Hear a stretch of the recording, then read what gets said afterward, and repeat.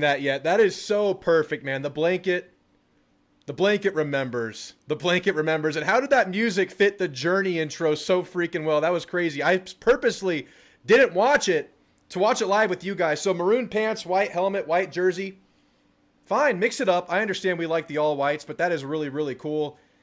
Great video. Gets me in the spirit. It's November, man. And of course, it's the cliche, they remember November. But we are 2 sleeps away from A&M's chance to go 9-0. 9-0. It's on the table right now. You can essentially punch your playoff ticket this weekend, guys. And I'm so excited to talk about it. It's the pregame show. It's the pregame call-in show, guys. The call-in link is pinned in the chat. Click that. You'll enter a waiting room. And I'm taking score predictions, guys. We have the Hall of Fame contest active. So chat, call in, and try to win a Marcel Reed sports card, as well as make the Hall of Fame behind me, guys. Give me your wish list. I want to hear everything. Y'all type it in the chat. I'll catch up with you guys in a second. But I'm excited to talk about this game. I think there's a lot of things going on with this one. There's a lot of storylines. It's big for Missouri. It's obviously a huge opportunity for A&M. And A&M has a chance to etch themselves into Aggie history. Go where no Aggie has gone before. And this team is already freaking awesome, man. It has historic qualities, right? There's a quarterback who's in Heisman consideration right now. You have awesome breakout transfer portal players. You have a team with a ton of character, a ton of leadership, a lot of returning guys that have been Aggies for a while, and that's a really easy team to get behind. But you're only 8-0. You're only 3/4 of the way into the season. You have it all in front of you right now. You've earned the right to be here. But as Elko said, that team wants to take it all away from you. And as I've sat on this game, y'all heard my score prediction a couple days ago, my confidence in the Aggies. But as I've sat on this game, this is a terrifying spot. It's a really scary spot to play a really scary football team in the Missouri Tigers. As much as I love this team, that is the case in my opinion. I'll break it down for you. Both teams come off of bye week, but they really couldn't be more different in the nature in which they're coming off of the bye week. I mean, for A&M, we lived it, we felt it. It was amazing. That cathartic, epic win against LSU in their backyard, got it done, blew them out, emptied the stadium, started a domino effect in Baton Rouge. That's insane, but that's a conversation for another day. And you've heard nothing but good things about yourself for 2 weeks now. Again, quarterback and Heisman consideration, you were ranked 3rd in the first college football playoff poll. Well deserved, of course. I mean, you're in playoff projections. People are saying you're going to do this, and that. Rat poison. Rat poison everywhere. That's what happens when you're good. And for Missouri, they're coming off of a loss. They've actually lost 2 out of the last 3. They're coming off of 2 road games, and they're coming home after a bye week, finally returning home, something that A&M will get to do next week after 3 straight road games. Who's scheduling these, man? Come on now. But they also lost their starting quarterback. And, of course, that'll play into A&M's favor in certain ways. But there's also this thing called the Ewing theory, where when a star player goes down, it kind of galvanizes the troops or rallies the troops, at least for a little while, at least to an extent. Maybe this offensive line steps up. Maybe the running backs step up. Maybe other aspects of this team step up to help, to fill in, to, compensate for the loss and help the young guy out. That's there. And with this team, maybe that manifests in a good running attack because that's their strength. And what's A&M's weakness been in their worst games defensively? It's been run defense. And finally, it's a big revenge spot. And Eli Drink is a weirdo, man. He's going to use that. That's a conversation in the locker room. Some players are back, some aren't. But that's something that they feel. That's something they're definitely using as fuel. Very scary spot. I don't give a shit. This is Elko's task. This is this team's task. This is what this team has sought out to do from the beginning.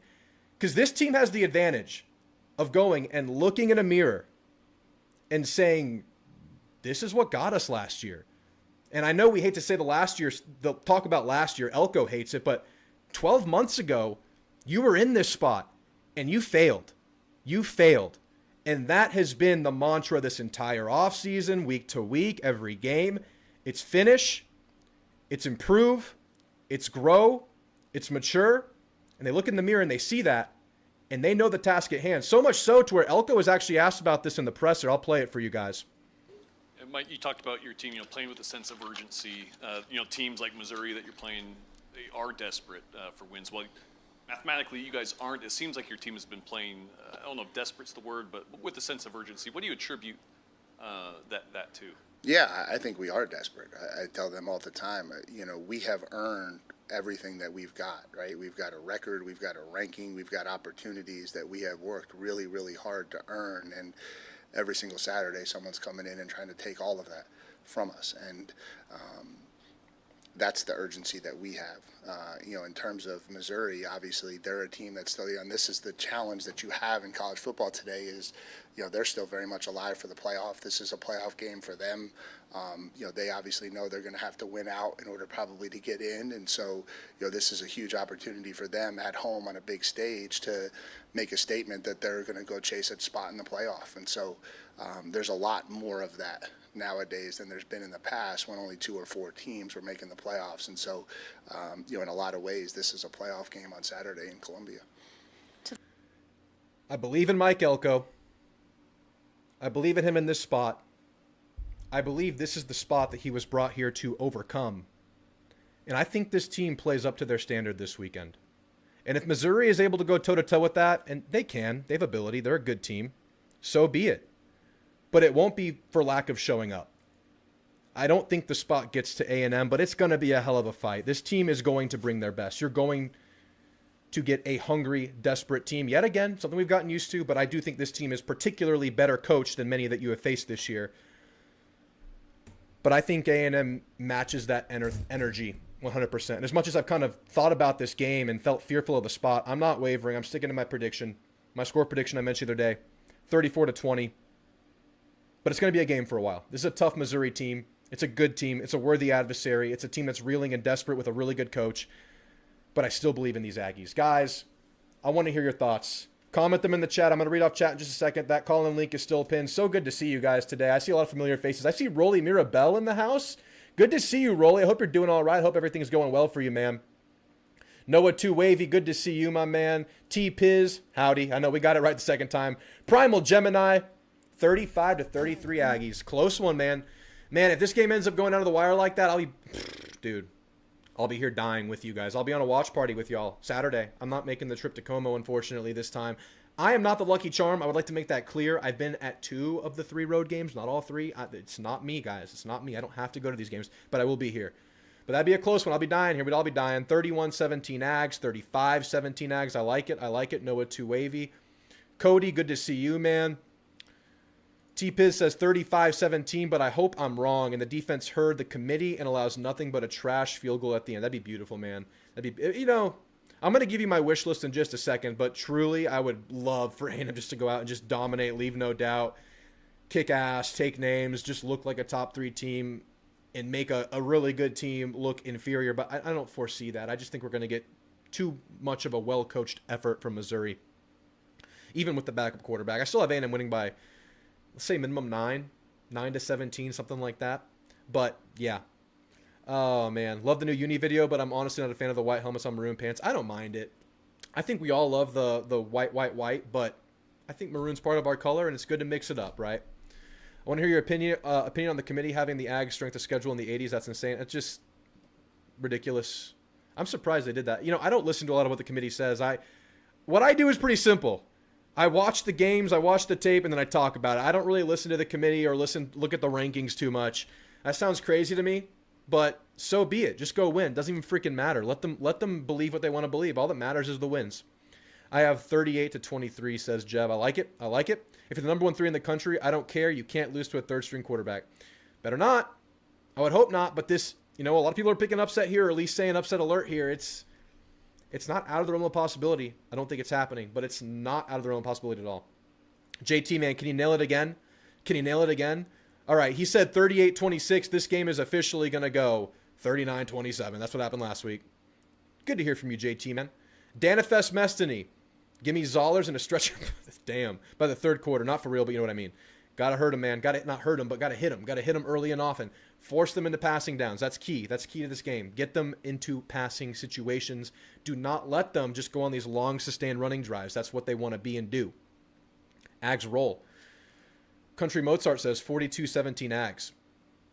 Glad they showcased Lee in this one. Perfect, man. Perfect. Throwback to last year. Y'all saw my pregame preview video. I wore the blanket the whole time. Drinks a cornball for doing that's insane.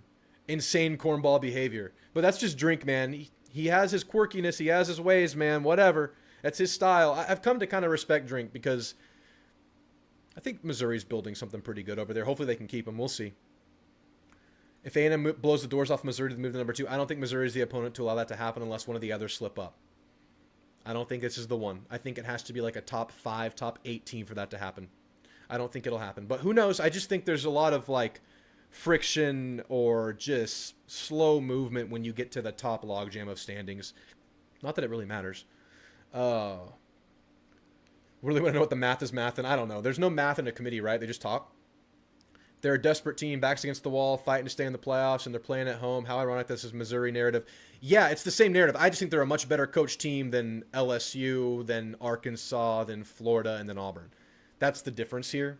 That's why I think like we can make this the talking point again and actually believe in it instead of just disregarding that narrative. You're right. It's the same thing, and that's what gives me faith in A&M, the fact they've overcome that. But I do think they're a better coach team that is still very much alive on the season. LSU had one of those factors going on. I think Arkansas was in a pretty good place with the quick change, belief in Bobby for a while, but not alive, and it's dwindled now. It obviously didn't pan out. Florida and Auburn, rest in peace. Need to go 3-0 against the SEC Tigers. That's on the line here. I'd love to see that. That'd be awesome. The Tiger sweep, is that what we can call it? I actually looked at Hardy's stats, solid back, but he struggles against SEC defenses. Yeah, he was rough against Alabama and Auburn. Again, our weakness in our worst games has been run defense, but let's see if we can overcome that. Let's see if we can take that next step. I think that's what this is all about. You're still in this place as a team where you're not a finished product. I mean, when has A&M put 4 quarters together? Still hasn't happened. Still waiting for that. I mean, that's exciting. It's also a little scary, but it's more so exciting, I think, just knowing that you are 8 games in. You can play, like, how many more games can we play? We can play like 5 to 8 more games, something like that. You can keep getting better. I wasn't expecting the new combo for Saturday. I guess they were due. I was kind of expecting them to go all white again, but it's fine. It's fine. I like the mix-up. I like changing things up. Use your colors that you have. All right, we'll do a couple more. Then I want to give you my wish list for the game because y'all know I have wishes. I've been worried about this game all year for this game. Yeah, sure. It's a scary spot, man. Off of a bye, trap game, coming home next week, long 3 weeks away from Kyle Field, 4 weeks if you count the bye. Scary spot for sure, but we talked about that top of the show. Aggies 17-10. Some of y'all got a real low scoring game. I think Panthers fan has a low scoring game too. Maybe they have a good defense, man. They have a good defense. We'll talk a little bit more about that with my wish list. 38-28 Ags, says John Peroni. As Elko said, finish! Finish! Finish, indeed. I'm insane. It's okay. I'm not worried. Oh, bold. I like it. 31-23 says Burnt Branch Creek Bees. I like it. My biggest wish for the game is to limit penalties. Let's say 6 for 40 yards or less. Get rid of these. If we do 10 again, this is going up back in the backdrop again. I have to just eat it. Confident and ready. I love it. I love it. Danifest says 49-20. If we drop 40 again on the road, I mean, historic. Historic. This team has championship aspirations. You can't let a wounded Mizzou get you. Yeah, for sure. For sure. This is a business trip for the Ags, and they need to handle their business. Absolutely, man. Absolutely. All right, I'll do one more. Who am I going to read off? Let's do TX427. Howdy, Drew. Got you on the background while I work tonight. Give me the Ags 45-24. Also, we got to give some love to Bucky. They're playing right now. I have it in the corner screen. Right now they're up 56-42. They were kind of in a back-and-forth game early on, but they've taken over. Bucky ball is so much fun to watch, man.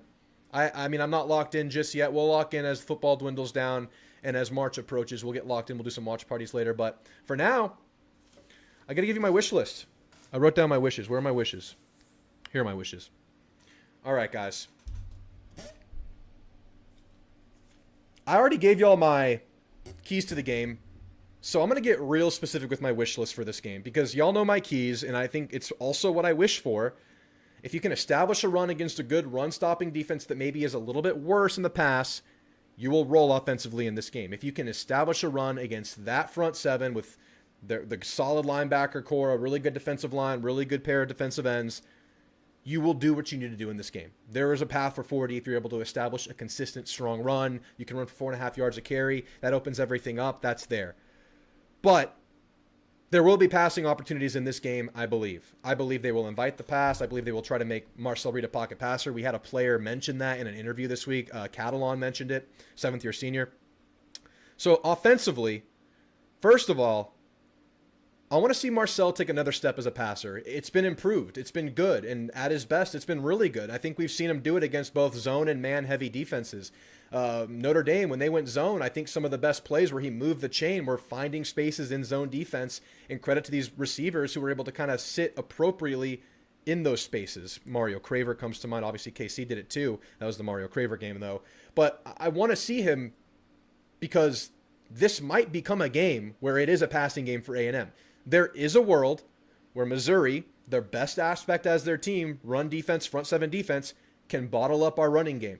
So we're going to need to see Marcel be solid. Let's cut down on the interceptable balls that come and go for Marcel. Only 6 picks on the year. He had a couple of more that could have been picked versus LSU. And let's just be ourselves, because Marcel is a really freaking good and dangerous quarterback. So I want to see him diagnose. I want to see him run wisely. If they go man, we run our mesh. We run our quick zone into our motion into outs. We hit those, and we run when it's appropriate. I just want to see Marcel continue to progress because he's really freaking good right now. He's led an 8-0 start to the year. But we all know he can be even better, and he will be better as he keeps improving as a player. I'm going to get even more specific. I have a very specific wish list in this game. A very specific wish in this game. Can we get Mario Craver back in the end zone?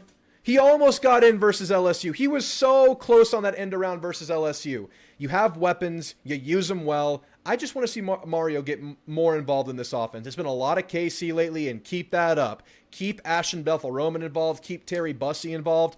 I want a Mario Craver touchdown. I want a lot of things in life. I have a lot of wishes. This is one of them. So much so that if Mario Craver scores in the game while I'm live on the watch party, I'll give another one away. I'll give another one away. I just feel generous, and I really like Mario Craver, and I want to see it done. So Mario Craver touchdown, really, more seriously, I want to see his further involvement in this offense. I want to see us get him the ball in more spaces. You did it a few times versus LSU. I think he can do it even more.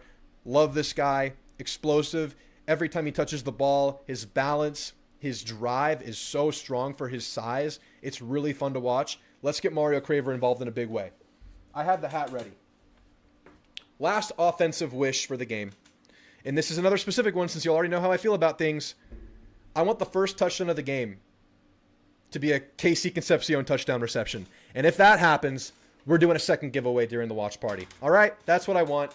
Obviously, Marcel progressed. These things all go hand in hand. The passing game could be huge. If you establish the run, you roll. Defensively, Torian York, please stand up. I need a big Torian York game. This is a run-heavy offense. This is an offense that is without their starting quarterback. This is an offense that's going to lean on Ahmad Hardy, this offensive line, the stretch run. And I think if we're sitting there Sunday, looking back on this game, and if A&M had a great game, if A&M won and felt good, I think Torian York will have had a great game. And I think Torian York has a very specifically good chance to do well this game. Because first of all, obviously, he spends a lot of time in the film room. He's had 2 weeks to prepare.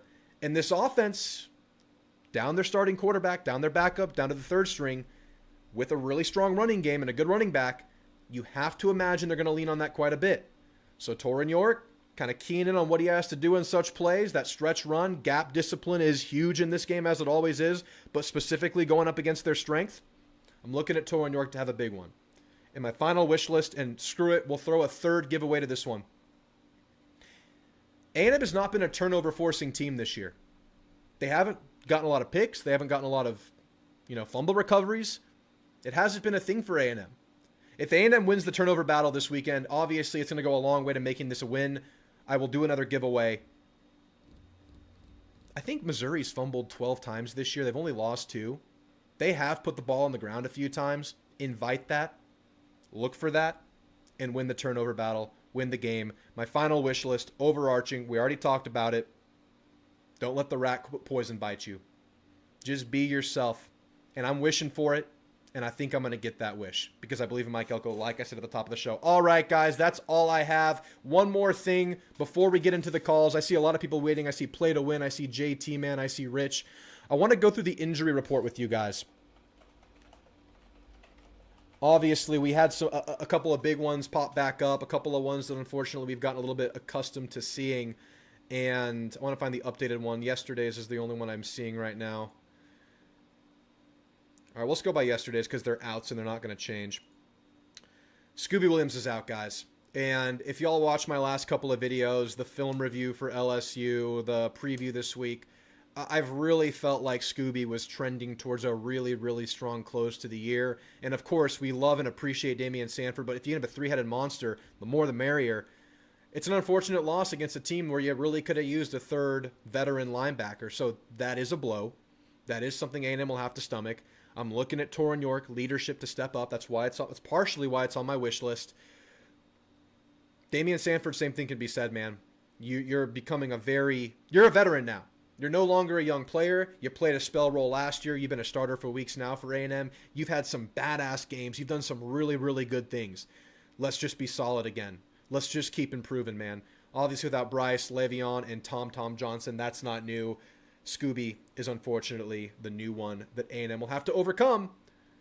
We'll see if Noah Mikael gets more moments. We saw him get a TFL. We see them go to Noah even when you have Scooby available. Jordan Lockhart had some moments early in the year. We'll see where they go here, but I'm looking at Torian, man. He's the tone setter. He's the guy.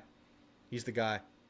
If Le'Veon Moss scores a touchdown shotgun to Miller, can't do it because he's not playing. I would, though. I would. I'll read off a few more chats, and we're going to get right into the calls. We got Play to Win and JT Man on deck. Missouri hasn't seen an O-line or balanced offense like ours so far. Yep. That's why I think we get into the 30s even against a good defense, but we will see. We will see. With volleyball doing well, we're becoming another everything school, and women's basketball started strong too. I mean, let's go. I trust Reed. He makes mistakes, but I like how poised he is during these moments. He's a clutch player. He rises to the moment. He rises to the occasion. He makes mistakes. He's not perfect, but he's a winner. He's a winner, and he plays his best late and on the road. Marcel needs to not throw interceptions in the red zone. That's a good wish list, man, because 2 out of the last 3, that's happened. Yeah, Florida, not versus Arkansas, and then versus LSU. Yeah, we talked about Marcel throughout my 2 videos this week. It's just kind of the predetermining, not using his eyes enough to kind of leverage safeties. That's stuff that'll come with time. And for now, we seem to avoid that scenario as an offense. I feel like Elko has been saving Mario for games exactly like this. This is one where your talent is the great equalizer, the thing that can get you over the hump. We saw it when the game was close. Casey Concepcion was the guy. Marcel Reed running was the guy. Your best players stabilize you in these big moments, in these big spots. I love a Mario game, man. I'm really looking forward to that. Seriously, Tech came out of nowhere, yeah. A&M much more balanced on both sides of the ball. 100%, 100%. We are way more balanced. I see a lot of sacks for A&M in this one. Hope so, man. If we get them into passing scenarios, amen, a lot of sacks. But there is a possibility that they can run the ball and keep themselves in third and playbook and run on third downs and just keep the time of possession in their favor. Keep the ball away from Marcel Reed, Mario Craver, Casey Concepcion, Ruben Owens, Jamarian Morrow, Amari Nyblack. That game's coming. That's their path, right? Slow this game down. Short conversion plays. That's their thing. But if you get them into passing downs, you will make this a tough night for the quarterback. Tough afternoon for the quarterback. Turnovers are luck. If there's a silver lining, it's that we're saving our turnovers for the playoffs. Sometimes they are luck, for sure. Absolutely. Torian game. Yes, sir. Scooby and Anderson are gone. That's wild. Yeah, too bad. Don't know Scooby's injury. Thanks, Drew. What happened to linebacker? Just hurt. I don't know. He must have had a re-injury, something. We don't know. Maybe we'll hear in the next few Elko press conferences. Anderson can medical redshirt. Maybe he's aiming for that. I don't know if Dalton Brooks is going pro, though. It's going to be the same situation, but maybe he's just not feeling like he's 100%. Hit the ground running next year. I don't know. By the way, Bryce Anderson, Casey Concepcion, Marcel Reed, pictured at the A&M basketball game right now. That's awesome. Jordan Lockhart breakout game. I love it. All right. No more BAS. Absolutely. All right, guys. We're going to get right into the calls. Play to Win. How's it going, man? How you feeling about this game? I'm feeling pretty confident.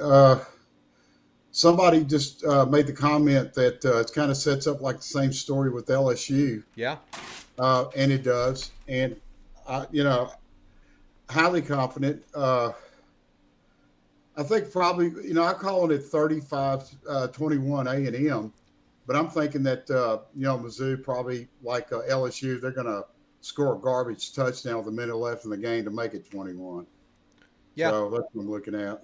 Yeah, very possible, and that's been something that A&M has had done to them several times this year. You can look at UTSA. I think even Utah State had a garbage time one. Obviously, LSU, Arkansas kept fighting to the end, so that's very, very possible. Our scores are very similar. I'm going to write you down right here for the contest. We got you at 35-21, play to win.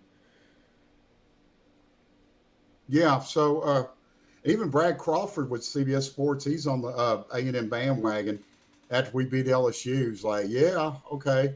Like he's seeing the light now. So um, it was Jeb mentioned, do we move up if we just have a super game against Mizzou and win big time? Will we move up to number 2? And I was thinking, well, I just shot back at depending on Ohio State and Indiana, but I don't see neither one of them losing.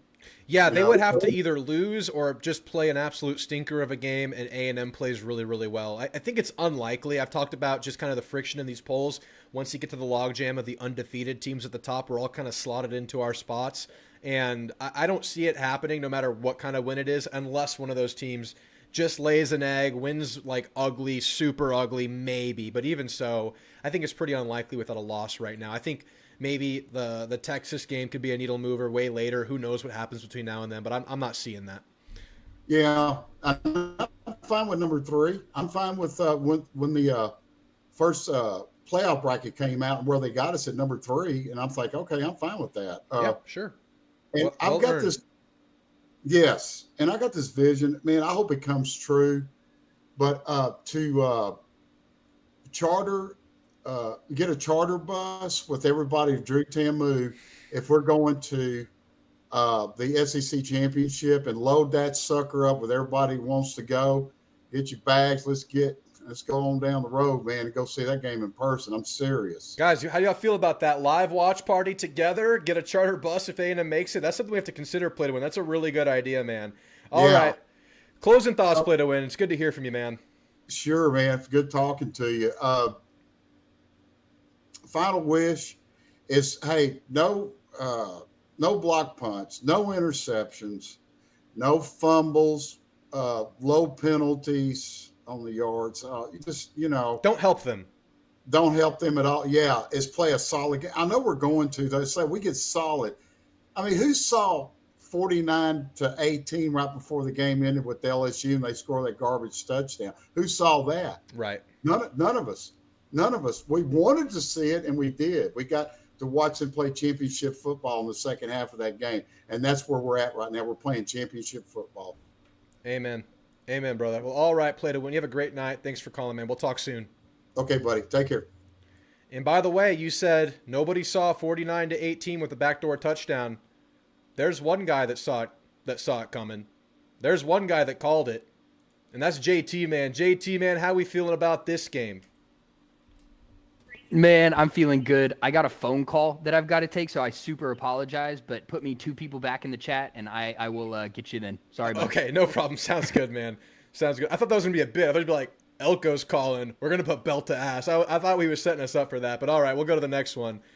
Panthers fan, man, how we feeling about this game? What's up? I'm kind of nervous, to be honest. I mean, I got too much Jimbo Fisher, battered Aggie syndrome in my brain to feel comfortable about this game. And under Elko, the offense has come out flat out of a bye a little bit. And I'm more scared of Jamal Roberts. I mean, Ahmad Hardy, he's kind of just like this bruiser between the tackles guy. That's the kind of guy that A&M has been able to stop this year. It's the explosive runs. I mean, Mike Washington, he ripped a few against us. Harlem Berry, he ripped a couple against us before inexplicably they abandoned the run. So I think Jamal Roberts has an opening here to get a big game against an A&M defense that has given up those explosive runs. So I would rather us play defense the way we played defense against Auburn.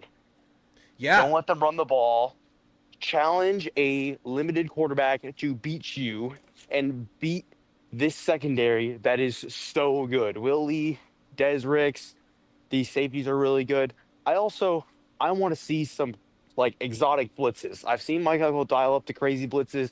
I want to see Dalton Brooks get in the backfield. I want to see Damian Sanford get in the backfield. I want to see these guys get in the backfield, take down Zollers, hit Zollers, try to get Mizzou in second and long, third and long, like catches Hal Tee off. Yeah. Make it happen, man. And Elko has no shortage of exotic blitz designs, so we will absolutely see it. But to your point about Roberts and that whole running game, yeah, that's key, man. And you talked about that Auburn game, good comparison, because I'm kind of thinking about that Auburn game where Torian York was just in the other team's brain, man. His anticipation, his pursuit was money, was great in that game. And that's what I want to see from Torian and kind of spearheading this linebacker effort. Because I think we get a pretty good push with the D-line, and sometimes they get caught getting greedy. That's happened a couple times where they just kind of throw the guy off and attack the wrong gap. Not too often. Most of our problems have been at that second level. So I love the Auburn comparison. That was one where Torian was on. I think that's one where Damian Sanford was starting to come on. And I'd love to see it, man, because once you get him into those scenarios, that's where you can tee off. That's where Elko can be Elko in his third down designs. So with that being said, Panthers fan, what's your score prediction? I think I remember what it was. Was it 19-10?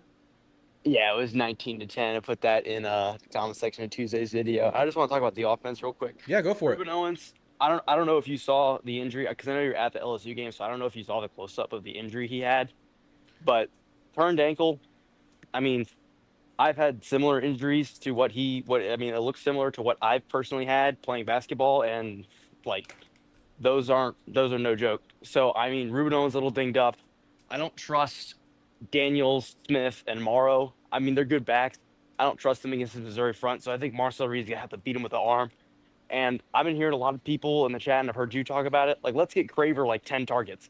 Let's let Mario Craver have a big stat game, because he can just break big plays open in space, and I think that's where our offensive, and Concepcion too, just let it be kind of like a Notre Dame type script where you can't really run the ball that well, but let your receivers on the outside make plays because they can. But I think Elko will try to commit to the run a little bit too much against this Missouri front, and that's where I think A&M doesn't score a lot of points, but we always find ways to win, so I think we'll find another way to win this week against Mizzou. All right. I'll counter in one way. I think maybe you don't believe in those running backs, but I believe that this offensive line has improved every week, and I think that is what gives any running back in this room a chance to be productive. I think that is the one thing that could be in A&M's favor, even if Ruben is nicked up. And yeah, I did go back and rewatch it. It looked like an ankle roll. Those things can vary in severity. It just depends. I don't know. He's not on the injury report. That's good. But he was running around or like moving around in the celebration after the game. So it wasn't one of those debilitating ones where you're kind of laying in your bed with ice on it and you can't move. I mean, I had an ankle roll in middle school shooting in my driveway at night, and I had to crawl into the house. It was terrible. But Yeah, Ruben I've was been actually there. able to move. Ruben was actually able to move around, so that was a really good sign.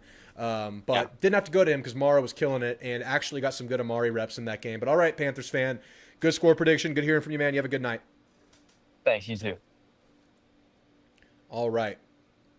Moving on to Luca. You're on. How you feeling about this game, Luca? What up, man? How you doing? Doing good. So, the guy who just went on kind of mentioned, how it's gonna be Notre Dame-esque. Mm-hmm. I don't know if y'all realize, but Mizzou's pass defense drops crazy whenever the play action pass is used well, right? Yeah. And so I actually think that the offensive game plan there is gonna try to start running, and you know what I mean, and just let Marcel drop back. Another thing, kind of like in the eyes of the Mizzou, I guess Mizzou reasons how they could win the game. A lot of people say how they have such a dominant defensive front, right? Mm-hmm. We got the best offensive line in the whole country, dude. Yeah. Like, at the end of the day, like, we have the antidote for a good front. We have the best front offensively. So I have full faith in our offensive line when it comes to that. I think that in reality, obviously, we have things to prove, but good teams are going to win games that they're supposed to win. And that's what we've been doing all year. So I think, frankly, although, we'll probably, have a few hiccups, kind of understanding their game plan and how, they drew it up to kind of counter us, whatever. But just like every game this season, we're going to go into halftime and we're going to come out and we're going to kick their ass. And we're going to go on to the next one. Absolutely, man. Yeah, and it's halftime adjustments. It's Elko making the changes, Klein adjusting. That all happens, but it's also Moffitt kicks in the fourth quarter. I mean, you just Yep. get better as the game goes on for multiple reasons. And yeah, I love what you're saying about the offensive line. That was kind of a point I was trying to make. I think I made it in the last video I made too, or one of the previous videos I made. Yeah, man, it's a fun matchup, but give me A&M in that matchup, man. This is an offensive line that 100%. can go toe-to-toe with anybody in the country. This is a national championship level offensive line. That's part of the reason this team is on a path where they are able to contend. They are getting that consideration because they have that group and they have explosive players around it. And let's say they do take away, they slow down the running game. And this thing is so multifaceted. You take something away, something else is going to be there. That's just how it Absolutely. goes. So there's a lot of avenues for A&M, and I think the big thing here is kind of the spot that I mentioned at the top of the show, but I do think A&M overcomes that. But Luca, what's your score prediction, man? All right. Well, before I say the score prediction, I'm going to predict that the stars of our offense will be the tight ends. I think that when you factor in play action pass, the tight end always slips free. And so I think that our boys, our big boys, that pass catch like Theo, like Amari, maybe even an easy little 10-yard touchdown to Nate. I think we win 35-17. 35-17. I love it, man. I love hearing the tight end love. Well, all right, Luca, man. Thanks for the call. That was some good stuff. For Talk sure. to Y'all you have a soon, good man. one. Have a good one later. All right, we'll check in real quick with JT Man in a second. We'll give him extra time. I'll read off a few more chats real quick. Noble says, I don't care about moving to 2 or 1 now. The conference championship will handle that and then the tournament. Yeah, top 4 is all the same. Things are going to shake out. Ohio State will lose to Michigan as it's written. Things will be fine. It'll be fine. Doesn't matter. Just win. I'm with you there. And I get it's fun to talk about. Like, it's entertainment, right? Looking at these polls, listening to the committee. I understand that conversation entirely. But just looking at this team, task at hand. You're undefeated. Keep that up. Elko's on the line. Drink prank call. Yeah, he would. He's probably prank calling Elko all week. Trying to keep battered Aggie syndrome alive and well, SMH. A. Mueller says, I'm with you. It's time to move on from BAS. Just stop it already. If you can't get on board with this team by now and have confidence, it ain't going to happen for you. This team is legit. Well, if y'all are talking about Caller, Panthers fan, he's predicting A&M to win by 2 scores, so he's just acknowledging it's a tough spot. I don't think it's pure BAS. I think being nervous about a game is normal. I think as the stakes raise, I mean, anybody, you're going to get somewhat nervous about a game, but I think the way I feel is like I am nervous about the game, but I'm also confident in Elko and this team, so it's like it's just part of playing in this conference, man. You're on the road in the SEC. It's never easy, but we like this team a lot. I'll read one more. We should utilize Marcel and design runs when we get in the red zone more. Felt like we forced stuff in the first half of LSU game and didn't convert. Yeah, I think the whole thing with not running Marcel has been we know we have it. We know we can go to it when we need to. We needed to versus LSU because we had some sloppiness passing late in the second quarter, and we took over the game with it. And I think that's always been there for A&M this year, and you just haven't seen a spot where A&M felt like they were forced to utilize it. And they're also trying to play 16 games this year, and you don't want to risk anything. As the stakes rise, as this thing becomes more real, I think we'll see more Marcel run. I think that's on the table, but I also think this offensive line can facilitate a running game for anybody. Let's check in on JT, man. JT, man, are we available, or do we need to move on one more? No, sorry. Move on 2 more. Okay, you're good. I'll give you an update when I get back. All right. Rich, how's it going, man? How you feeling about this game? I'm feeling all right. Not bad, but not like great. I think it's a weird week. I feel like in a way it's the only game this year that I can say if there was one key of the game that I was able to dictate, I would know the outcome of the game. And what I mean by that is I think every game it's like, well, if this plays well and then we do this well over here, I think we'll be all right. Where this game, it's like if we literally are able to limit the run, I don't see a way we lose. And I'm not trying to be cocky on our offense. I know they have a great D, but let's be real. Like, this is a new QB.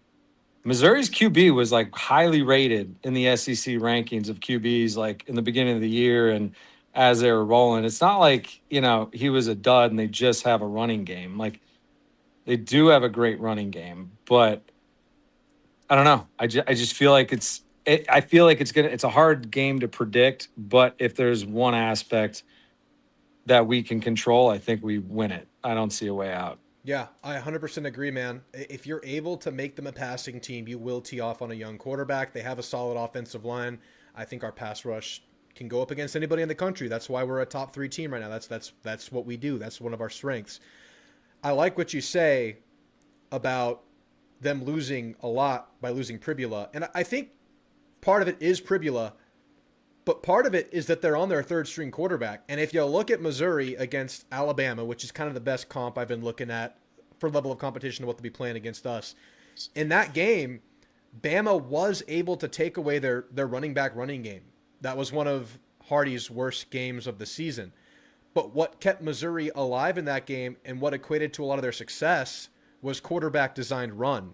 And I'm sure Zollers is athletic, but how much are they going to want to do that on their third string quarterback? How much are they willing to run that guy by design into traffic? I'm sure there are going to be a lot of measures they'll take knowing the season's on the line, but I just don't know if they have that avenue as strong as they might have before. And we'll see. He's a freshman in a big spot here. You know, he's a freshman, but we're late in the season. He's been around a while now. He's had a bye week to prepare. He got his toes wet last week. But this is absolutely the kind of game where if A&M gets him into passing scenarios, A&M can do what A&M does, man. I like it. What's your score prediction, Rich?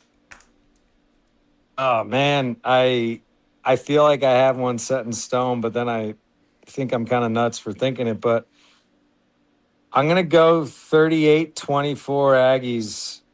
I think their run game will come up with a couple big ones. They'll get 14 points, and then maybe a turnover here and there. We'll let up some points. We're away, but I think our offense is getting more multidimensional every week, and so I agree. Honestly, I agree with like the wish list and what you were saying right when I jumped on. You were talking about York. I honestly think this is like primed up for a big York game, and just something where our offense just moves it in a different way, but hopefully heavily on our 2 top receivers. 100%, man. Well, all right, Rich. Thanks for the call. Do you have any closing thoughts? Or you good to call it there?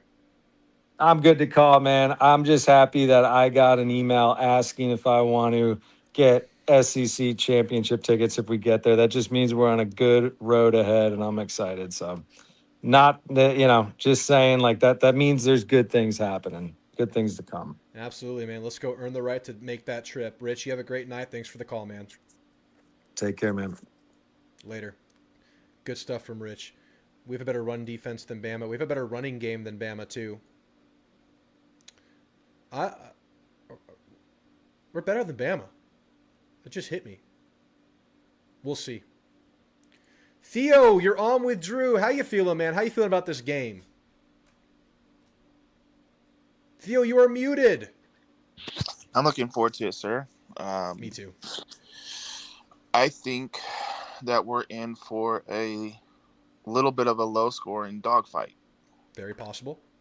I think it's going to be something that we end up pulling away, and it's like 27-20.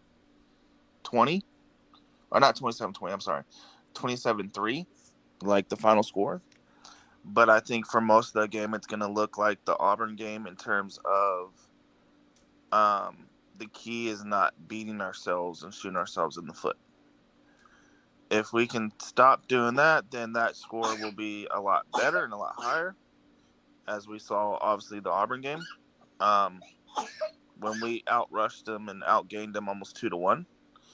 But if we do end up hurting ourselves and shooting ourselves in the foot, Missouri is the type of team that will hurt us and make us pay. Especially, excuse me, my brain went dead. Especially with that defensive line and that the way they can get defensive pressure.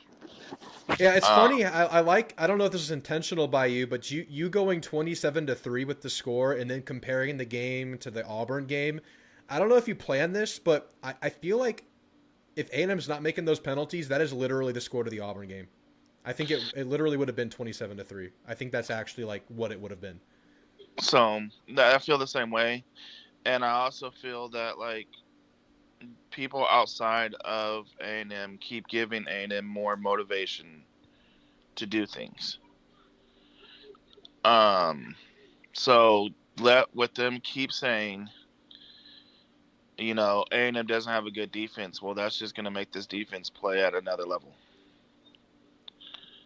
Well, shoot, if we hold them to 3, it'll be mission accomplished there, man. I mean, if your score prediction comes right, I'm thrilled because 27, yeah, you're not scoring 40 like you have on the road the last 3 times, but if you're able to hold a team that can run the ball to 3, you must have taken strides where you've been kind of up and down on the year.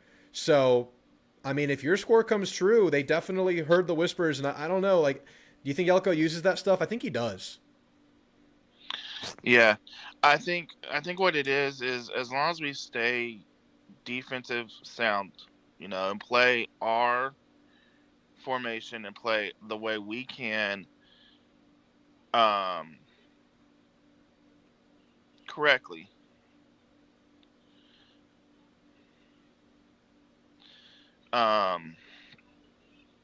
You okay? My brain is all tired, bro. I got the playoffs coming up, so my brain's going through thinking of both games in my head because we play a tough team just like Missouri at the end of this week. So, as long as we continue to play sound and gap sound the way we have against these run games, we'll be fine. The problem is when we start overrunning the gaps like we did early in the LSU game.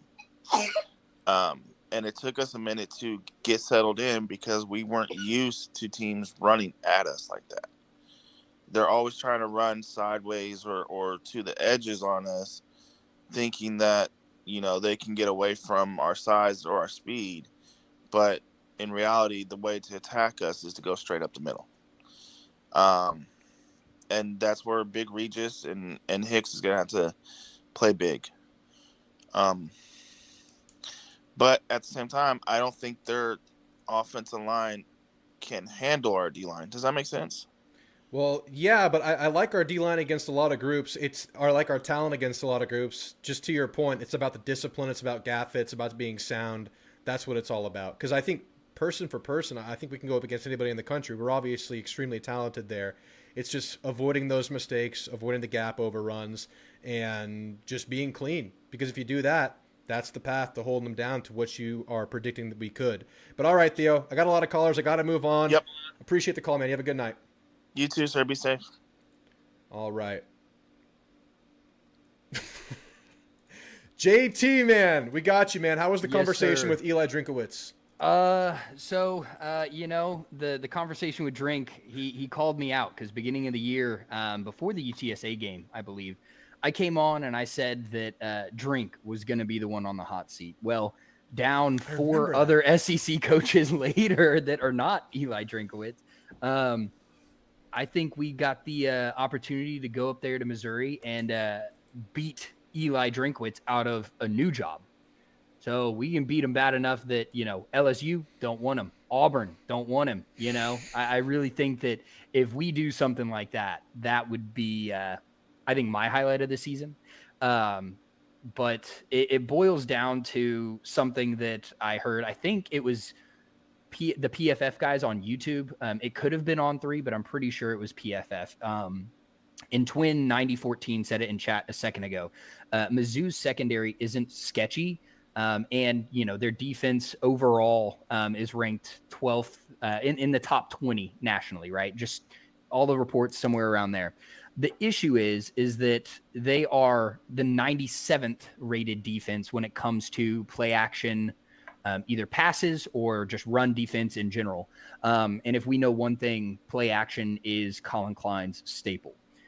That being said, I really just want to see a Marcel Reed, Connor Wegman style pocket game. I know he can run. I know he likes to run, and I know that their edges are some of the best edge rushers in the country. But just imagine the ability. Imagine the conversation that we're going to start having around, number one, this offensive line, and number 2, Marcel Reed in terms of Heisman conversations and what we can do on the national stage in the CFP. If we go into Columbia and have a more pocket passing style game, yes, we're still able to run up the middle. Yes, we're still, kind of doing the things that make this offense tick, but hitting some of those deep 30 passes, hitting those receivers in the flats to take them off for a long time. I think that you hit the nail on the head for how it should look for our defense. Gap fits have been a problem even when our run defense has looked good. You can call out York, you can call out Sanford. Scooby has never really had a problem with the gap fits, but since he's out. But most of all, our safeties, Ratcliffe and I almost said Anderson. Brooks. Yeah, sorry. Ratcliffe and Brooks, they really get antsy and they like to jump those run routes, especially when they're coming kind of in the middle, like C gap area, BC gap area. But as long as they keep their composure, I do think 27-3 is a possibility. I think 35-10 is a possibility.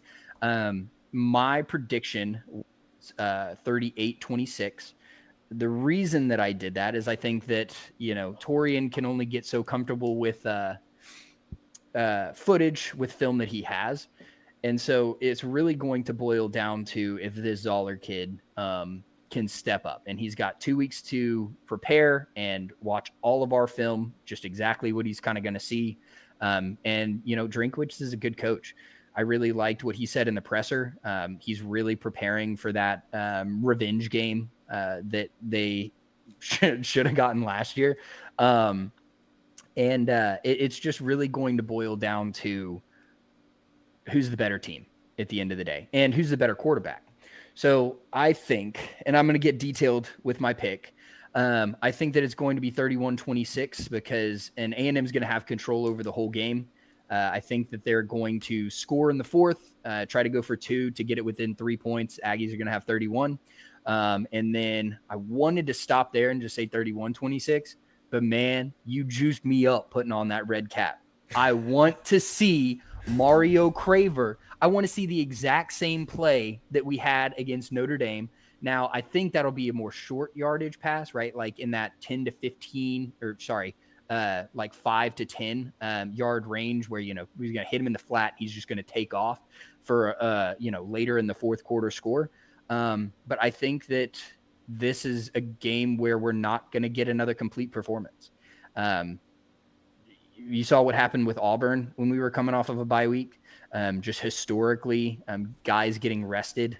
You can kind of see what happened to Miami, I think last week. I think 2 weeks ago they had a bye. Mm-hmm. And then they go in and drop to SMU. So bye weeks are always that little bit of rat poison. And I think that we're going to struggle either in the second or third. I'd be surprised if we struggled in the third. But Drinkowitz is, kind of going to be that next name that we're going to have to get used to wherever he lands in the SEC. We can have more coaching discussions later, but realistically, can Marcel Reed beat him in the passing game long range? And do our linebackers and secondary have the mental stability and fortitude to play their gaps responsibly? And I would hate to even say aggressively. You don't need to be aggressive to win this game. When you're the better team, you don't need to go in and put on a show like you did at LSU. You just need to win the damn game. Amen. Yeah, man, that's kind of something I've been saying too. It's like I hear a lot of people wanted to reinvent the wheel to welcome this young quarterback to what is A&M's defense and the pass rush and everything.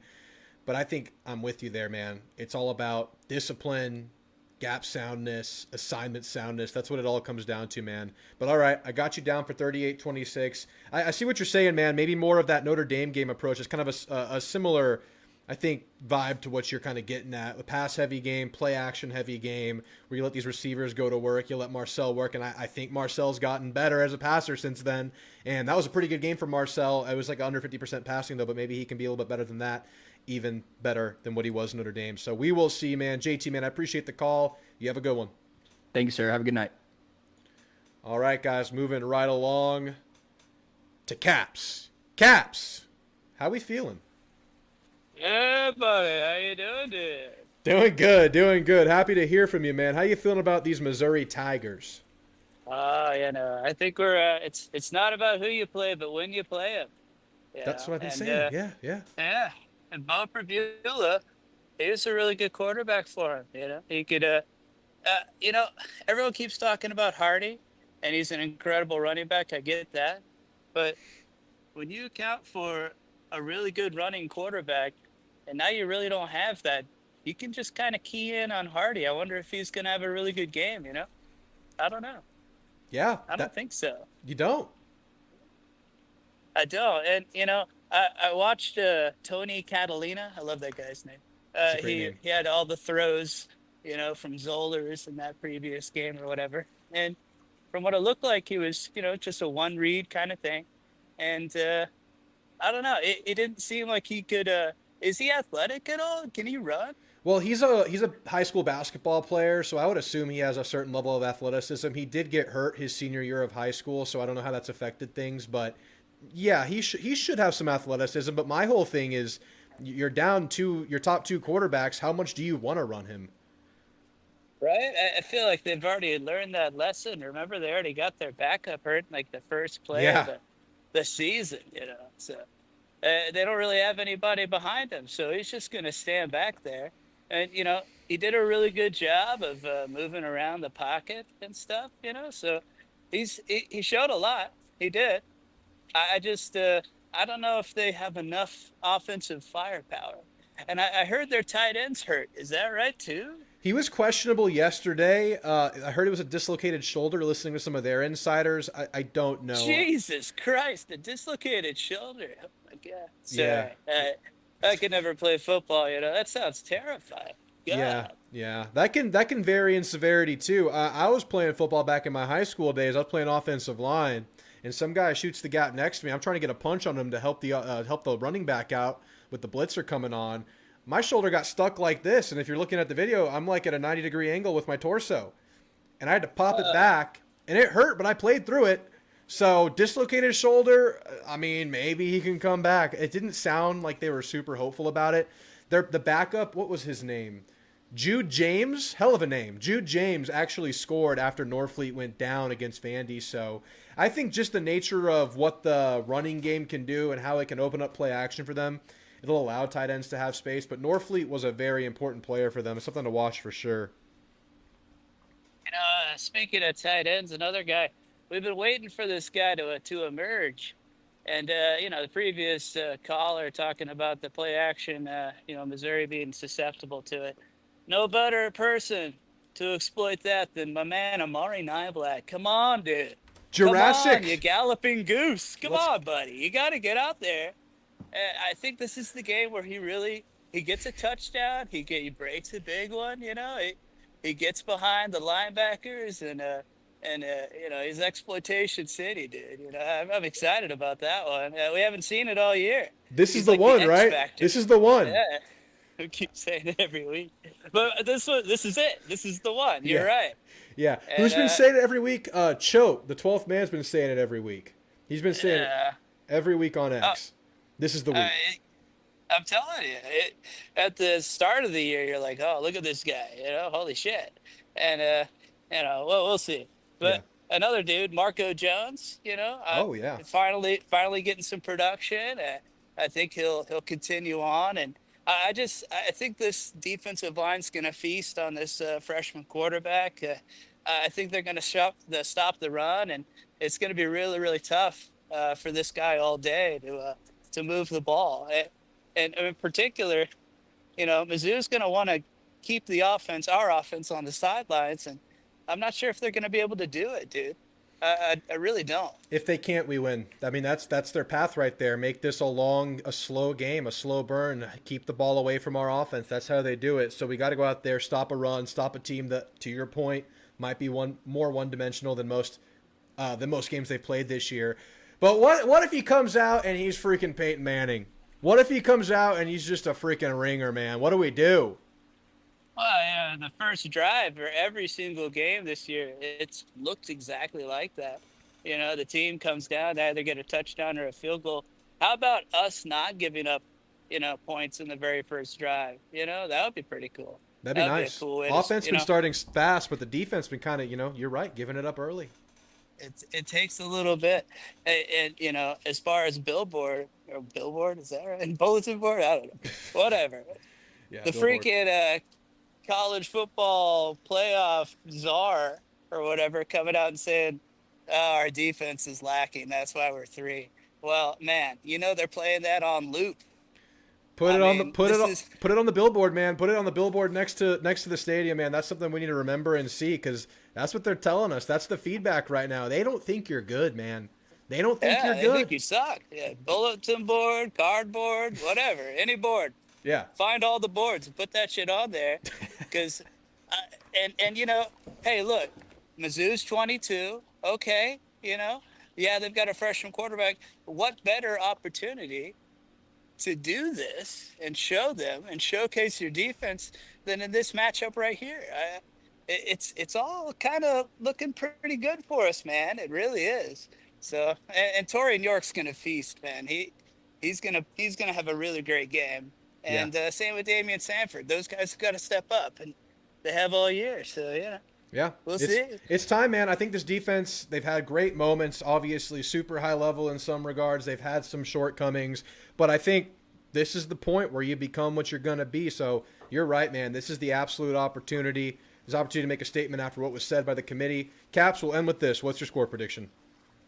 Well, I think we're gonna shut down their offense. I think they're gonna get some garbage time points, as teams want to do, and it's gonna be 34-17. Man, we're not gonna put up 40. Okay, their defense is pretty good. Yeah. No joke. And but yeah, their offense is just, they're not going to be able to do very much, and we're going to have a lot of opportunities. And we're going to convert. So, and Amari Niblack, 2 touchdowns, baby. Let's go. Let's Come go. on. Let's Come get on, it. Mark. Let's get it. I may or may not have a prop for the Amari touchdown, guys. I may or may not for the watch party. Caps, you have a great night. Talk to you soon. What are you fan dueling? What is that? You got a prop? What? Yeah, I got Amari props for this one, man. Those are big payoff props right now. But there are those that believe, and you're one of them. So all right, Caps, we'll talk soon. All right, see you guys. That's Caps, guys. All right, moving right along. Lash, how we feeling about this game, and how are we feeling about these Aggies that you once upon a time predicted not to do so hot this year, that have proven you wrong, and I'm sure you're very happy to be wrong about that so far. Lash, you are muted, though. Lash, we're muted. All right, I will go back to Lash if after Noble guy. Noble, how we feeling, man? Oh, guys, we are rarefied air. Like, we've never been here before. Like, as a A&M fan base, this is something new to us, and I think we need to take every moment to enjoy what we have before us right now. The air tastes different here, man. It tastes kind of sweet. It smells. It feels a like little a different. Coors Light straight from the mountains. You know, like you went to the mountain and plucked it yourself. I know, man. It smells like an absolute frat house here. It's delicious. But Noble, how are we feeling about this game? So first of all, you know, like, I think, and I know this team takes this mentality is like respect every opponent but fear nobody. Like I think that's the approach that we as fans need to start taking. Like you can't just say like every team's trash, but like that's how. I don't care what every other team looks like, with the exception of like maybe 3 other teams in this country. I feel like it doesn't matter what you bring out to us. Our A game beats your A game any day on any field. Any field. For some reason, we play better on the road too, especially on offense. And I think I don't think this team requires bulletin board material, but that being said, like when you're put on national TV and you're the reason why you're held back from that number 1 or number 2 spot is because your defense doesn't look as good compared to the other 2 in front of you who haven't played any good offenses. That's the one thing that would stick in my brain if I was a player. Yeah, man. Heightened sense of urgency. Oh, excuse me. As if you need it. But here's one thing, though. We've been talking about this billboard, bulletin board, chalkboard material, talking about the urgency of just defending what you have, and that's an 8-0 start. Talking about, a young quarterback under center or behind center for Missouri. I think one thing that's probably an emphasis, too, is just not to get too amped up, not to get too worked up, because I think discipline is so big this game. So I'm hoping this just locks that focus in, locks them into their assignments. They come in with just laser focused eyes, and they're able to just go and Jimbo Fisher execute, but not the Jimbo Fisher way. You know what I Yeah, mean? let's maybe not Jimbo Fisher. Yeah, Fisher yeah, yeah. execute. Let's actually execute. Let's do what let's Yeah. do Jimbo Fisher's biggest Yeah. dream and execute. And yeah, and then the wonderful thing about our offense, like this is the I'll get to my score prediction in just a second, is Yeah. like the the thing that makes it so hard to predict like an A&M score is how many points do you want to score on any given day? Like we control the tempo, we control the how many points. Like in other games, like it feels like even against like a games where we've already blown out opponents, we intentionally slow down the pace of the game, so we don't even score as much as we could. And then other times, like against like LSU, we could or Arkansas, we could have kept pouring on if we really wanted to. And we're just still like leaving on like we could. There's multiple times this season we could have put 60 points on a team. And I'm not saying that's what's going to happen in Mizzou, but that's what makes it so hard to predict what we're going to do against on any given Saturday. Yeah, yeah. We'll see what the game plan is, man. It could be one of those games where we're just committing to that pass where it's like, yeah, we know we're down Le'Veon. We're going to run a little bit. We're going to a lot of play action, more than Notre Dame style. Yep. But who knows, man? Maybe this team can do everything because that offensive line is that good. I mean, what do you make of that offensive line matchup with their D line? Again, like I think our offensive line is like top 3 in the nation, and it's not number 3. Yeah. In fact, I'm just leaving space in case I forgot about anybody. But no, I'm like someone said it earlier. The best way to counter a good front seven is a elite offensive line, and that's what we have. That's what that's the engine of this whole thing, is that offensive line. And so any way you want to serve it, run, pass, play action, option, whatever you want, we can do is all based off that run. So off that offensive line. Yeah, just thinking about KC and Craver with the ball in their hands just gives me so much confidence to where, like, no matter what happens with this team, there is an avenue. There is a path. No matter what a defense can take away from A&M, unless it's like Ohio State, best defense in the country, if it is that, which it looks like it is, there's nothing that can't be the next solution, right? There's no one can take everything away, I don't think. So we'll see. Missouri will certainly try, but that's what also gives me confidence, man. Yeah, I think as far as this game goes, I got a score prediction of like 34-20. I think it's like we score like 17 in each half, and like a couple like late like a last touchdown or a last field goal makes it look closer. Because I think like I said it, I think we both said it. I think we look better than Alabama, and quite frankly, Alabama controlled that whole game for the most part, aside from the first drive where Mizzou like had that scripted drive, and then after that. They didn't. They were just tailing Alabama the entire time until that final garbage time score. Yeah, they scored late, and then Bama also fumbled right out of the half, which gave Missouri another That's right, score yeah. and stopped the drive for Bama. So, yeah, man, they were able to take away that run, and if we do that, we really can limit that team unless Zollers is actually Peyton Manning, and we don't anticipate that. And Noble, I would like to point out that we're on the same wavelength right now because that's back-to-back games where you and I had the same score prediction. Oh, you had a 34-20 as well? I do, but you're allowed to do that. That's fine.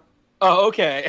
The previous call had 34-17. It's a good score. So I was like, let's just give Mizzou another field goal just because I need to separate myself. But I'll ride with you on this one. Yeah, sounds good, Noble. All right, closing thoughts. You know what? Something really exciting to think about is that like we're not playing a 12-game season or even a 13-game season. We're only at the halfway mark. We're playing for 16 games, and I think what'd be really fun to think about is because we obviously got this game in front of us, but what is there?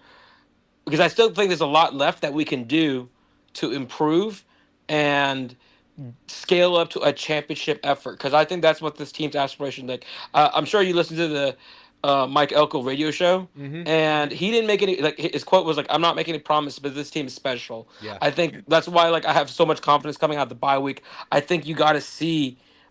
This team is going to continue scaling up because that if we think we're a real championship contender, not just a playoff contender, we are going to scale up week by week, especially this late stretch where like everything has been focused on the term finish, and we're going to see another element to this team because I think what you saw the last few weeks was like a little less Mario Craver, Casey Concepcion, your traditional.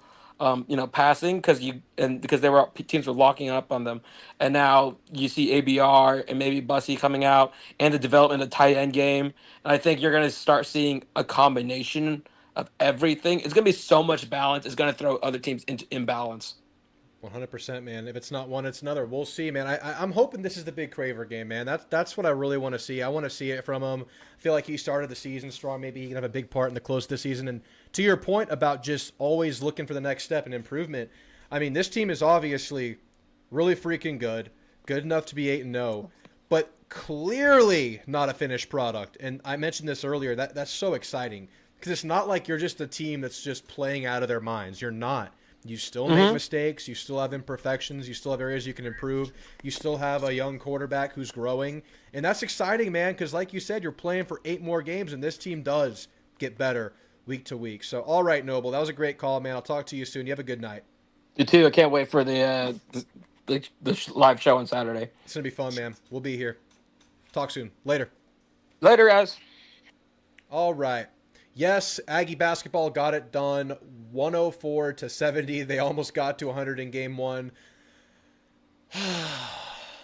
Breath of fresh air, Bucky McMillan. I've been watching super closely, had it on in the corner, but you said this is a better opponent today than it was on Monday. It was a close game for like the first 12 minutes of the game or so, and then A&M just took it over completely, so really encouraging stuff. Yeah, 41-36 at the half, exactly. So, I mean, you just dropped 63 in the second half. Is that the math? Is the math mathing? Yeah, man. Exciting stuff. Exciting stuff. All right, let's go back to Lash. Lash, how you doing and how you feeling about this game? Well, depends on the weather. Oh, how's the weather then? Well, I checked the forecast, and depending on where and when you get the weather from, I've heard anything from it's supposed to be a monsoon to 63 or 62 and partly cloudy. Wow. Okay. Another weather game. That's 3 in a row. There is a 30% chance of rain. And if the temperature is 50 or below and it's raining, that's the kind of thing that gives a warm weather team trouble in November. Yeah, that's true. I mean, and you mentioned this in the offseason. I remember you talking about this being a tough spot because of that. And that's insane because Arkansas was obviously a game that was delayed. LSU, somehow we avoided the rain. It came later. But 3 in a row, I guess. Maybe we'll get lucky again. So We'll see. And that does feel like maybe that could play into Missouri's advantage, more of a running style game. That's what they want to make it. So we'll see. This time of the year in the Midwest, you don't get many thunderstorms. Yeah. There's just not enough convective activity. And if I sound like a weather geek, it's because I kind of am. But what you get is just rain. Yeah. And they're not going to, and rain without the fireworks doesn't delay. No, we play on. Games. You play in the slop. Yep. And which I loved. I loved playing in the rain, but I wasn't trying to throw the football. I loved it too, especially I was a linebacker back in the day. Oh, yeah, that's fun. They put me there because I just loved hitting people. So it was, anyway. Well, how you feeling about this team, Lash? Well, they have certainly defied my expectations. But then you're talking to the poster child for battered Aggie syndrome. And I was suffering from that a couple of decades before it even had a name. Yeah. So if the weather is lousy, then it becomes a matter of hold on to the damn ball. Yeah. And then it becomes our O-line and running backs against, when they have the ball, their O-line and running backs, who does a better job of stopping what? Yeah. Hopefully it'll just be a typical fall Midwestern day where the temperatures in the upper 50s or low 60s. And then I'm not that worried about us. Yeah. Well, then what's your score prediction? You can only give one, so you got to plan for what you think's going to happen. 28-20. Good guys? Yep. Uh, I think it may be closer than people expect because there is something. I think I forget exactly what Josh Pate calls it. The backup quarterback bump or something like that, or the team tends to rally around the backup quarterback, so the rest of the team plays better than they normally would. Yeah, absolutely. I actually mentioned that at the top of the show. I did not know Josh Pate made that point, but I heard that coined the Ewing effect because when Patrick Ewing went down in the 90s and the Knicks got better or left the team or whatever it was, I don't even remember. But that's a thing. Bill Simmons has coined it too. And yeah, that's definitely a factor here. And they had the bye week to prep for it. I would think if there's any group that would galvanize or get kind of come together around a young quarterback, it would be an offensive line. I just think that's kind of the brainiac group. That's kind of the very self-aware, aware of the situation group is what it seems to be. And I think that could be a group that could play better with a backup quarterback. Having said that, though, having a young quarterback is also an advantage in its own right. So we'll see which way that topples. But 28-20, I like it. The guy almost beat Vandy on a Hail Mary. So Yeah, that was all. That was. It could have been reviewed and caught, but it was short, so they didn't even waste the time. They called it a catch, but it was at the 1 foot line or something. Yeah, he exactly. didn't. And I was watching the game. It was clear he did not at no point did the ball break the plane of the. I think his back did, because he landed facing away from the end zone. Yes, that's so exactly his shoulders might have broken the plane, but the ball was, you could clearly see grass between the ball and the goal line. Yeah, he had a pretty decent game, man. He hit what was there. I mean, a lot of times it was just kind of the play would develop to where he could hit the receiver and he would do it, and it was just a clean game from him in a limited sample size. But we'll see, man. I like to believe in this pass rush against a young quarterback, but you got to put him into passing scenarios. Yeah, he didn't seem to get to be overwhelmed by the situation against Vanderbilt. So exactly. Be interesting to see him in a couple of years, but talented. Somebody mentioned a dartboard earlier. I think there should be a new Aggie tradition. What's the that? week before each game, we have a dartboard with the other team's mascot on it. I like it. In the locker room. I like it. And make sure it's a big mascot because, some people suck at darts. So we just make sure we hit it. Make sure that bullseye I'm one of huge. them. I hit everything but the dartboard. Yeah, exactly. I hit the wall. I hit my wife who was standing a few feet away. Yeah, I'm the same exact. You hit your wife and you're still alive. That in itself is something to, It was a glancing blow. The dart just bounced off, so we're good. We're good. Lash, I'm going to call it. We got to get to the next caller. I appreciate your call, man. You have a good one. Yeah, you do the same. I understand that in the context of this, you could clip that and make me sound like a terrible person. I never hit my wife with a dart. Okay, that was a joke. Rolly, you're on. Man, Rolly, how you been? What's up, dude? Can you hear me? Yeah, I got you loud and clear. What's up, man? How you doing? Doing good. Hey, man, congrats to your Dodgers. Dude. Got it done. That's what kept me going and breathing during the bye week. Yeah, I know. You were at war, basically. You were all in, man. Congrats. What an epic finish, man. What an epic Game 7. And I felt like that thing was going to go on all night, but y'all ended it. It was a great World Series, man. It really was, man. It really was. Loved it. Yes, sir. I'm ready to get back to taggy football, bro. It's time, man. These bye weeks, man, I understand the rest is good, but it always feels like it's been like months since we've seen the team. I felt the same way after Notre Dame, and both of our bye weeks have been after games that leave us wanting more. So how you feeling about the team, Rolly? How you feeling about this game? The floor is yours. I'm feeling good, man. I'm feeling good. I'm not worried about any of that stuff anybody's been talking about, to be honest with you, bro. I think we roll up on Missouri and just beat them pretty good and significantly well. Yeah, I'm just feeling good, man. Yeah. That's all I can say. Yeah. I have not a drop of that battered Aggie syndrome bulls. That bullshit? Stuff. None of that bullshit, bro. Sorry, I didn't want to curse on the call. No, you I don't know. You can curse. It's all good. Yeah, man. I mean, I don't subscribe to that. I've never subscribed to it, dude. Yeah, Never have. I like Never it. will. You just let your I eyes tell don't. the story. The team is good. You're going to believe in them. And this is a good ass team. It's a beautiful team, dude. I love it. I Yeah. love watching them play every weekend, man. Well, let me ask you this. Let me ask you this. Yeah. What are the aspects of this team that give you that confidence? Give me a couple of them, because I know there's a lot of ways you could go with it. Give me a couple of them. Halftime adjustments. Oh, hell yeah, dude. Absolutely. Halftime adjustments, bro. We saw it clear as day. We've seen it clear as day this whole season, especially the last game against LSU. Yeah. I Oh, mean, my goodness. In a huge we way. went down. We were down 4 at halftime. We went into halftime. Elko probably threw multiple chairs. I don't know what he does, Just threw all the but chairs. he needs to continue to do what he's doing, man, because halftime adjustments, I think, have been critical during this run. Yeah.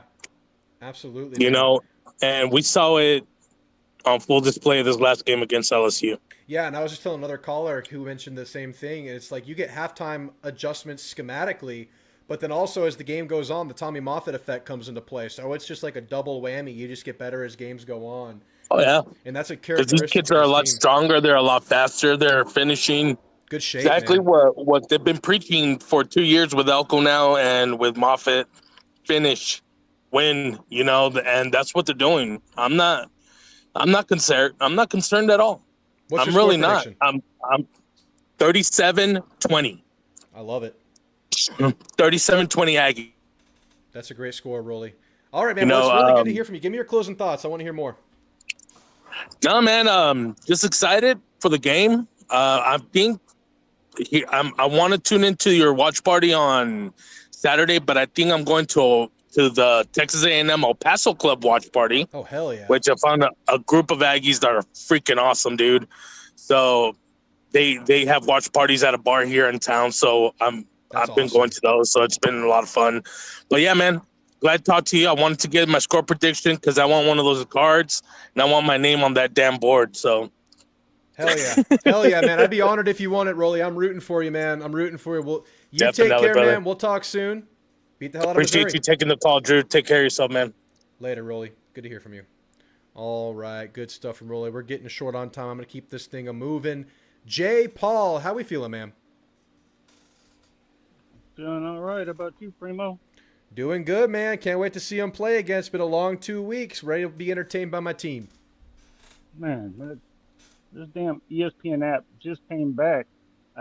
It's been down the whole freaking second half. I saw this second half score that put the belt to ass on that. Kicked some ass, man. It was close kind of at halftime and in the first half. And they just separated, man. And it's fun to watch, too, man. They're just in constant motion, constant attack mode. It's a breath of fresh air, man. Yeah, this ESPN app is some. It's always been great trash. value I've never liked it, man. trash, I've yeah. never liked it. It really is. Anyway, man, I won't be too long here. I gotta take off in a little bit, but yeah, I've only seen 2 of the Missouri games that I went back and watched and try to find out what they do on defense. It's they are the perfect definition of bend don't break defense. They're going to run zone the entire time pretty much, but they do multiples though. That's always a sign of a good defense. Against Vandy, they were pretty much running just cover 1, but when they played Alabama, they were doing a cloud or a sky concept. So I don't know, man. I think I was hearing some of these score predictions. I'd be thrilled if we could score over 30, but I don't know if that's going to happen, to be honest with you. Oh, what do you think we score? What do you think the score is? Well, this is the first time I heard about it's going to be raining, so it's different based on different apps. He was reading 30%. We have a 15% of showers that we just saw, so maybe. Yeah, I mean, I think I don't have the facts or numbers to prove this, but I always think a bye week favors the defenses. And I mean, we've kind of seen that firsthand from the Aggies, at least. The Auburn game. Yeah, but I mean, in the past as well, right? I don't know. I just think the more time you have to prepare for an offense, the defense gets the advantage. But yeah, I think I don't know if we're going to have many explosives either. I haven't looked at their numbers. I don't know if you know what those dudes are giving up as far as explosives. I'd have to look up the explosive numbers. I don't know. It doesn't seem like it's a lot though. Just looking at some of their box scores. But I'm gonna say the ads put up 27 though, and then for our defense, yeah, I mean, I don't know how you feel about the dude, but I kind of think Hardy's kind of getting a little too much hype, for what he's been this year.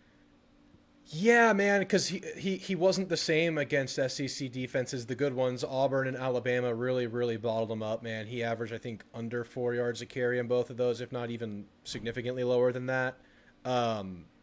Yeah, it's just the fact that that's what their go-to is. That's what they want to establish. And when A&M's been at their worst defensively, it's been lack of gap fit discipline, just sloppiness at the linebacker position. And that's kind of, I think, more so the overarching feel about their run game. But I'm with you, man. They have a couple of running backs. Hardy's the lead guy. Really good. Feasted in the non-con. Feasted against some of the worst SEC teams. But we'll see. It's an opportunity, I think. I think they're not a real big run between the tackle type of team. They try to spread you out. They're going to try to extend plays and get on the edge. And I think that with their new QB, and that's another thing, right? It's one thing for a freshman 18-year-old to, hey, just pick up a ball and get your helmet and go in. But if he's got to sit there and think about it for 2 weeks, it can work against him for sure. Yeah. So, and they're going to try to get rid of the ball quick. They're not going to leave him out there for 7-step drops or anything unless they get behind pretty big. But I think they put up 17, so I'm going 27-17. Good guys. All right. I like it, man. Good call. Any closing thoughts? Yeah, man, I'm down with play to win vision that he's seeing over there. I don't know if we can get one of those vans with the poles in it, but we'll see what we can do. All right, man. All right. That sounds. Hey, if that comes up, I mean, if we get there, hey, I'll float it by. We'll see how many people are about it, man. That sounds like a blast. But all right, J. Paul, thanks for the call, man. You have a good night. Good stuff from J. Paul. SB, man, how we feeling about this game? How we feeling about this team? What's up, Drew? How's it going? Oh, God. We got a voice changer. What's up? Yeah, so, I could still see a possible loss for this team. Okay. I'm thinking maybe Texas, but the thing is I'm just famous, like, didn't know Ohio's Almaty stuff. No, that was sick. That was Cartman, right? Or something. That was South Park. I hope you couldn't hear yourself, dude, because that was ridiculous. No, it was fucking up. It was fucking me up. No, I was just thinking, like, I thought that was Drink with the voice changer. It's SB, guys. Yeah. I thought it was Coach Drink. Apparently Cartman's coming down to hand blankets out and stuff. I don't know. I love it. But no, I was just thinking the other day, like, I could still see a loss. Just cause, like, Ohio State looked great last year, but didn't they lose to Michigan like really late in the year for the rivalry game? Like, It's so possible. I'm still thinking, like, even if we're looking great, if we end up getting a loss down the stretch, like, it's no reason to panic. I mean, we could still end up getting a natty, and I think people just need to remember that, like, these are college teams, they're not pro teams. It's a lot harder to be consistent every week. Even Bama teams, that won natties ended up getting a loss in their season. So yeah, 100%. That's just something to keep in mind as fans. Yes, it's like we've heard this from everyone acknowledges that it's much harder to go undefeated nowadays than it ever has been with the kind of leveling of talent, with the portal and NIL opportunities, and I think some talent disbursement. That's happening. It's 100% there. So, yeah, of course, now that you're 8-0, you want to go undefeated, but yeah, nothing is off the table if you lose a game, and who knows if it's this one, who knows if it's Samford. I'm kidding, but you never know. So yeah, I mean, if it's Samford, okay, that's where I'll actually. I don't even care. I think it'd be funny.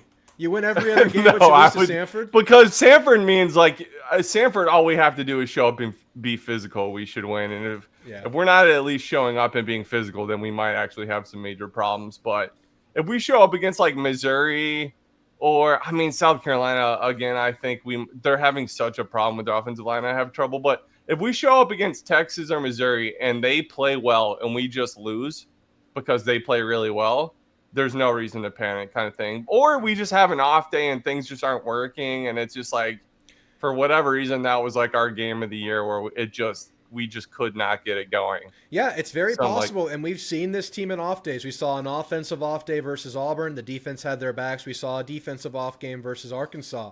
So, I mean, it's possible. We've seen this team do it. Not the entire team, but we've seen major aspects of this team show that. And I'm with you. It's not panic. But I'm going to say, win the freaking game at hand right now. You have an opportunity to just go do it. I'm not trying to like lay the groundwork or anything, but you're right. The opportunity is huge just because freshman QB.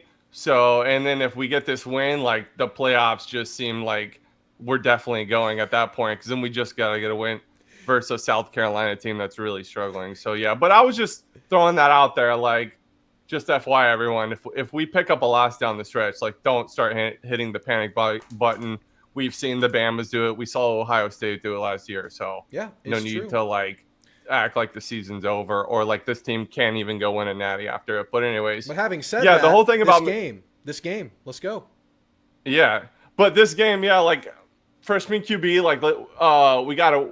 I agree with you. Like we should be going up there thinking we gotta win this game, and we should win this game, and we're the better team, so we just need to go up there and play our game. And honestly, the one thing about this team that I love is like when the offensive line and the running game gets going, that just brings like this consistency that really makes it easy for Marcel to do his job, and then he just has to kind of keep it all together and be a leader. And whenever we need to, we just lean on the running game, and the running game's really been, I think, our backbone this year in that offensive line, and we just got to continue to keep that going. Apparently, they have a really good defensive line, so I think this is a really good game for all the fans to see, like, how good is our running game. If we go up there and run for more than 150, then like we're a damn good running team, and that's a huge thing. Accomplishment. Yes. And so it's kind of that stuff. I would love to see like a Craver or a Casey have a breakout game, but if we just continue to feed everyone and we get a big play here and there from everyone and we win, then I'm not going to complain either. On the defensive side, like apparently they have a good running back, so like this is another big game where our tackling is going to be tested. Like our safeties have to come up and probably make some tackles this game to prevent big runs and get them into third down and stuff, and just continue to get to the quarterback with our pass rush, and it'll be interesting to see. I think this is another good indicator on where we're at, like, because I will say it is funny how many teams we've played that have fired their coach. Like it does. Like I'm not saying we're frauds, but it is kind of like, man, it is crazy to see, because I do think a lot of the teams we played were good, like had talented rosters, but it's like, Missouri is one of the better teams we're going to play this year, so this is like another statement game. So I got us 24-21, and I'll leave it there. That's a close game. Hey, but before you go, they're requesting a Gig'em in the Cartman voice. Oh, hold on. Let me see. Hold on. Get that app going. Let's hear it. Get him, boys. Let's go. All right. That's Eli Drinkwitz. Thanks for the call, Eli. Just kidding. That was Cartman. Just kidding. That was SB. Good stuff. We got one more caller. I'm going to call it after this one. This will be the last caller of the night. Jalen, you're on. How you feeling about this game?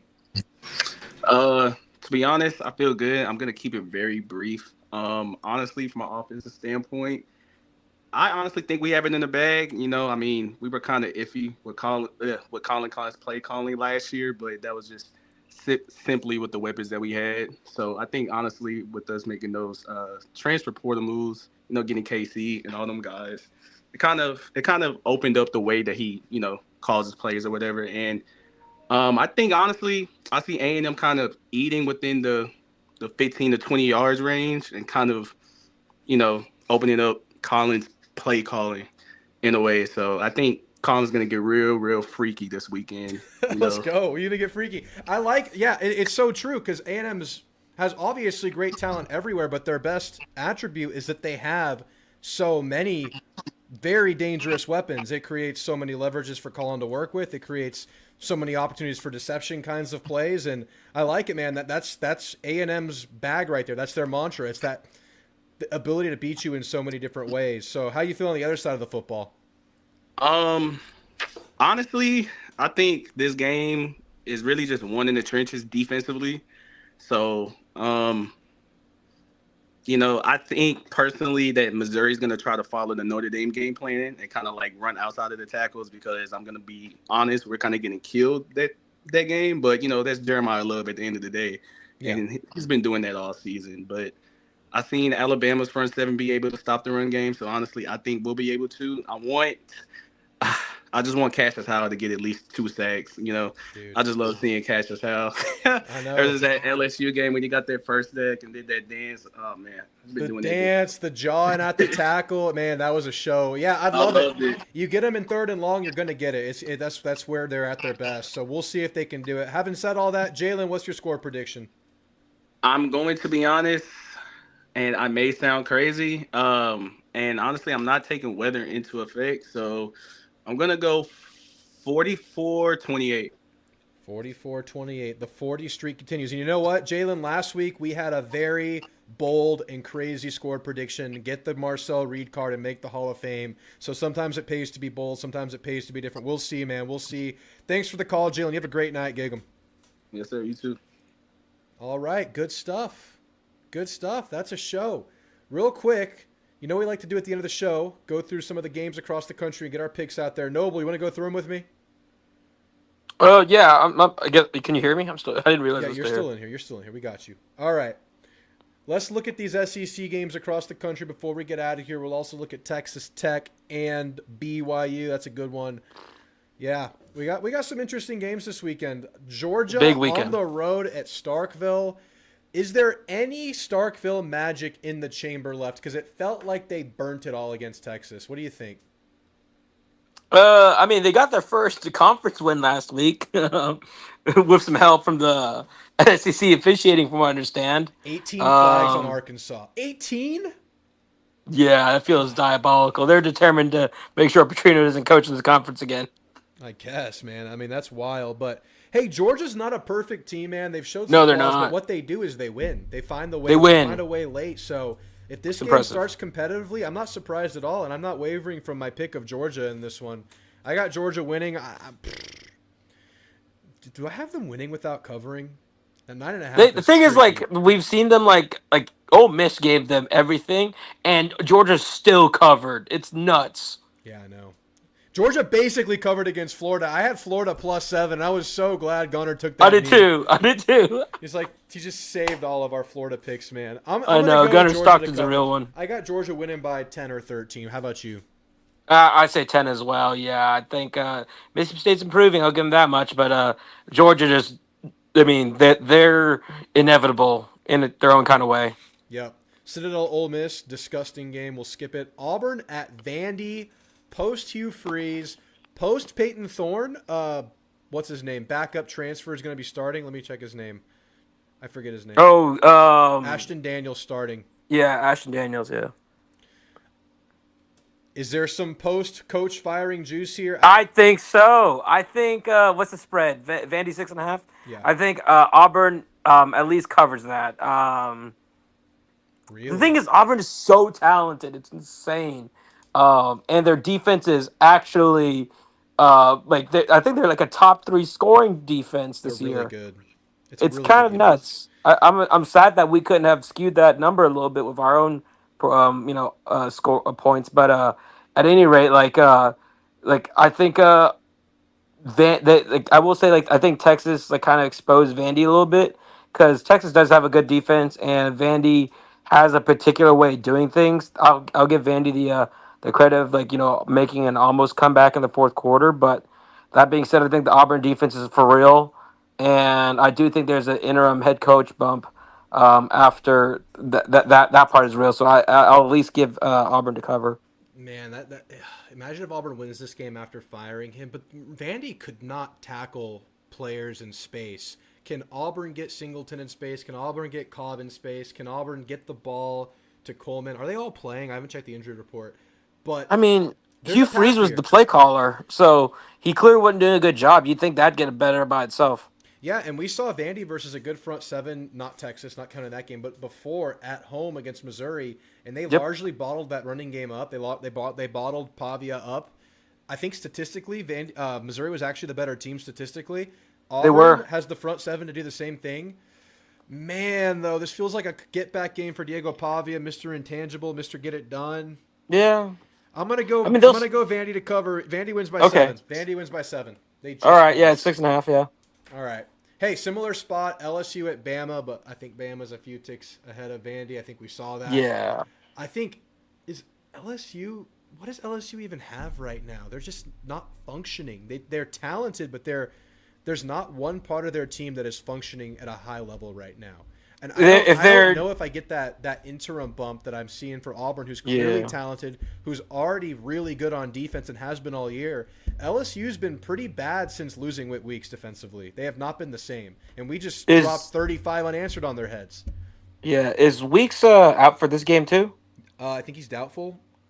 It was just kind of my. The thing is, like, if LSU's defense was fully healthy, I'd give them a shot because I like that Harlem Berry kid they had for LSU. Yeah.